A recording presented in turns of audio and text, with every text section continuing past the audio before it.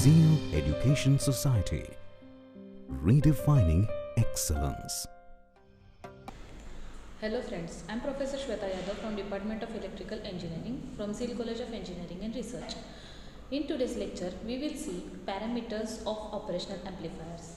As we know that operational amplifiers are categorized in closed loop and open loop configurations, and also they are used in many applications. So first of all, we should know some parameters regarding that operational amplifier, its symbols, which are the ICs that are capable of this, means what op-amp ICs are used in industrial applications or day-to-day life. Okay, so here we will see first of all that operational amplifier symbol. So basically operational amplifier symbol is in this way, which is having two input terminals. One is inverting, one is non-inverting terminal, and output terminal is 0. So suppose this is inverting terminal, and so this is called as a, I will say, inverting terminal. Then this is non-inverting terminal.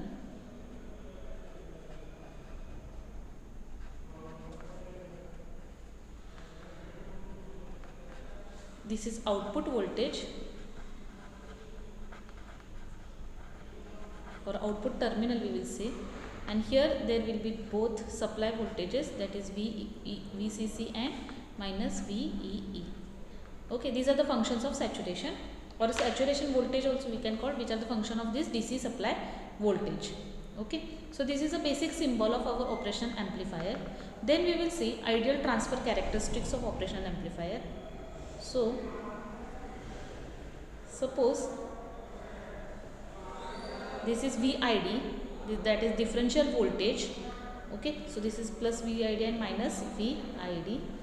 Here is output voltage V0, here is output voltage V0.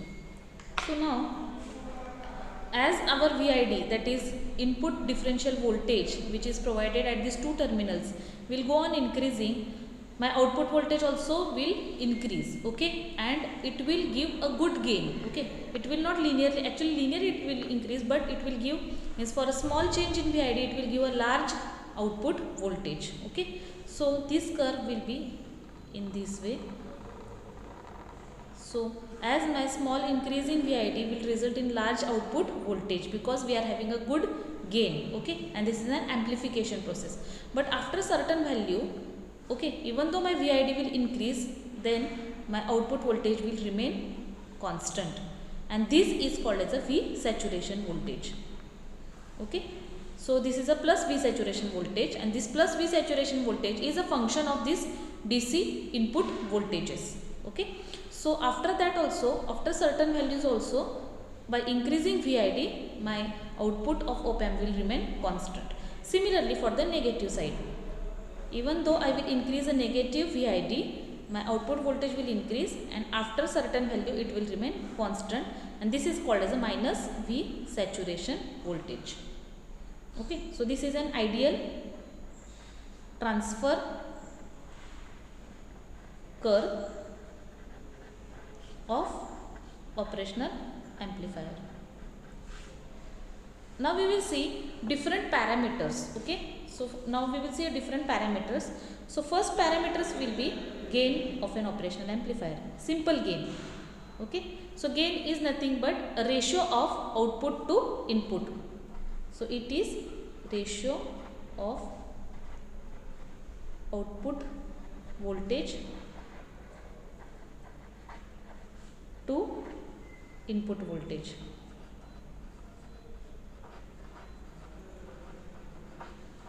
So this will define as a and which is output voltage to the input voltage.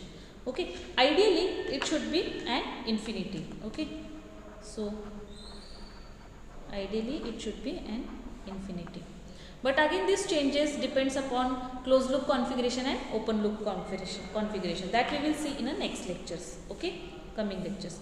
Then next is input offset voltage. Input offset voltage. So this is a voltage which is applied to the two terminals of our operation amplifier in order to nullify the output. So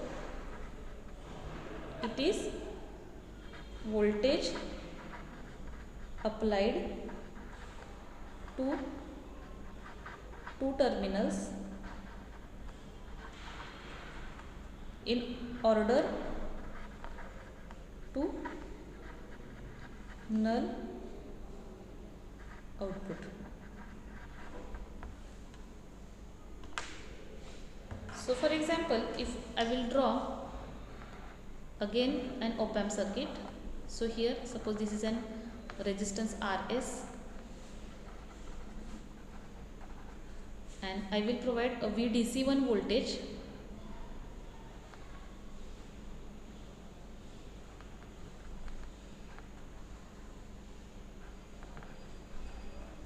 and here I will apply another voltage as a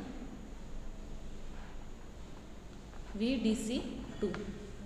Okay, suppose this is VCC, this is VEE. Suppose this is inverting and non-inverting terminal.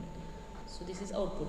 So now if these are the two voltages which are equal, and this Rs also should be less than 10 kilo ohms, then at that time our output voltage should be 0. But this is the ideal condition, but practically it doesn't happen.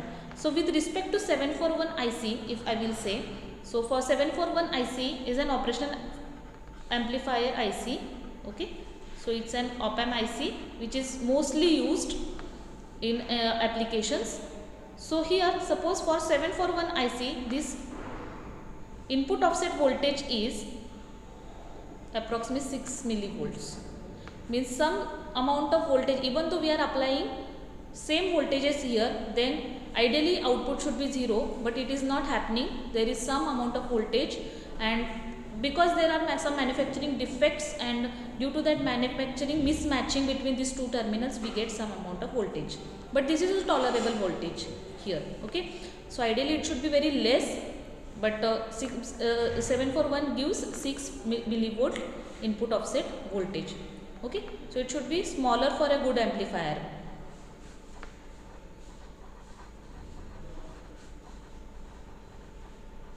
Okay, then next is input offset current.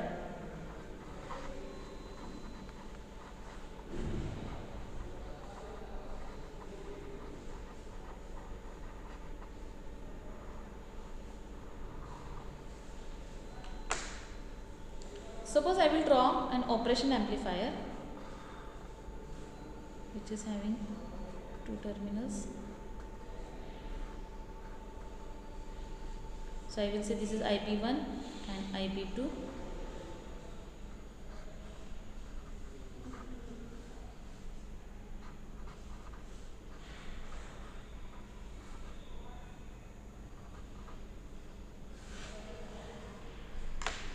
So input offset current is the algebraic difference between these two currents. Okay, again this is used for matching between these two terminals. Okay, so this is approximately 200 nanoamperes for our 741 IC, and this is used, this again the definition is like I0 is equal to IP1 minus IB2. So the definition is like this is an algebraic difference between two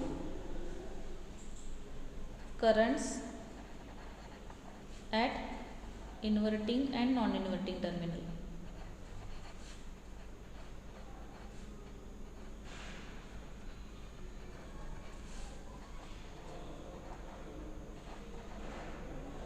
Then is input bias current. Fourth one is input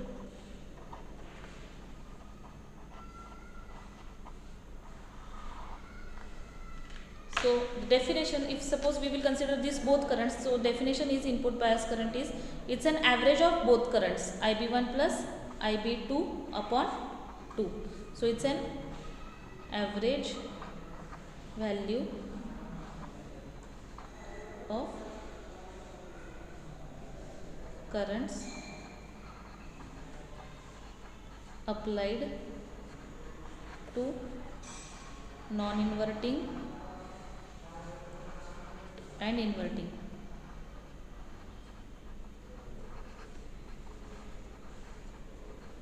So ideally this value should be 500 nanoamperes for 741. Okay. Then we will see differential input resistance.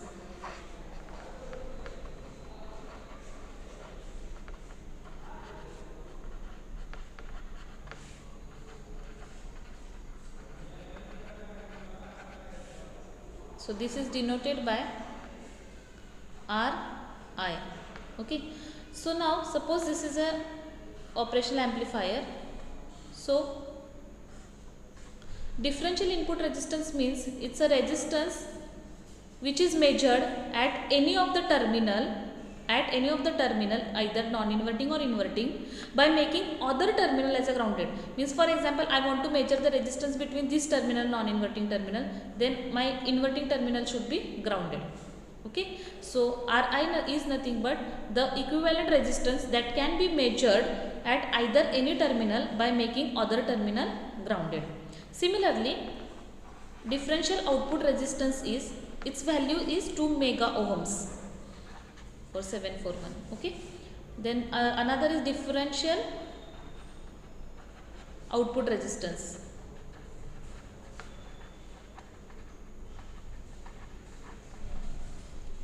So again this is also similar to differential input resistance, where I will measure an resistance at an output terminal, okay, with respect to ground. Okay. So this value is also 75 ohms ideally for 741. Okay. Now next is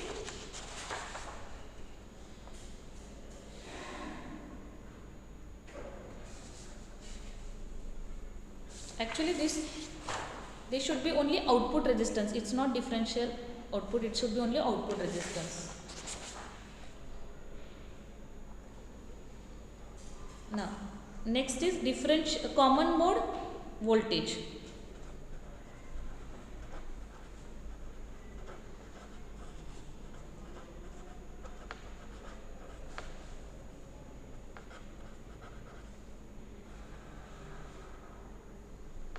So if I will be applying a voltage at both terminals commonly, means I will short this and then I will apply a voltage here.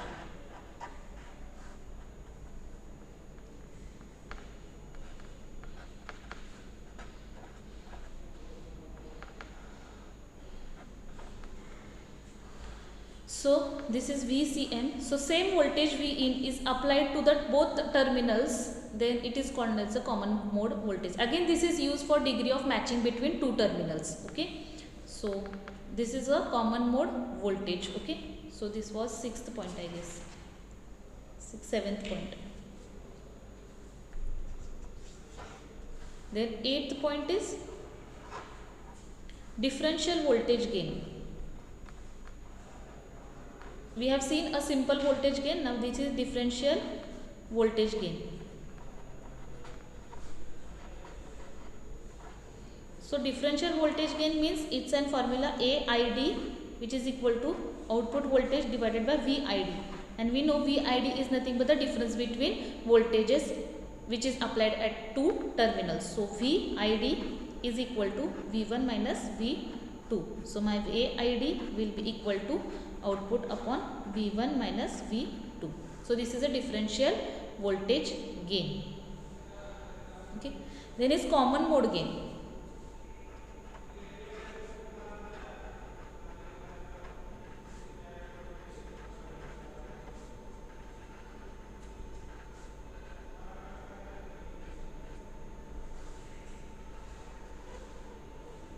So common mode gain is ACM, which is denoted by V output CM upon VCM. Means referring this diagram, if I will be applying a common mode gain, that is VCM, okay, then I will get an output that will be equal to VOCM. So in this figure, if I will be applying a common mode gain input, then output will be common mode gain output. Okay, sorry, common mode voltage output. So my formula of that gain will be for this type of configuration is VOCM upon VCM. Then last is common mode rejection ratio.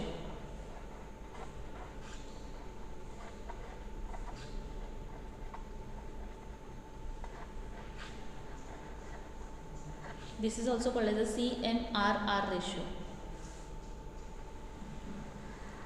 So this defines as CMRR ratio is differential gain to the common mode gain.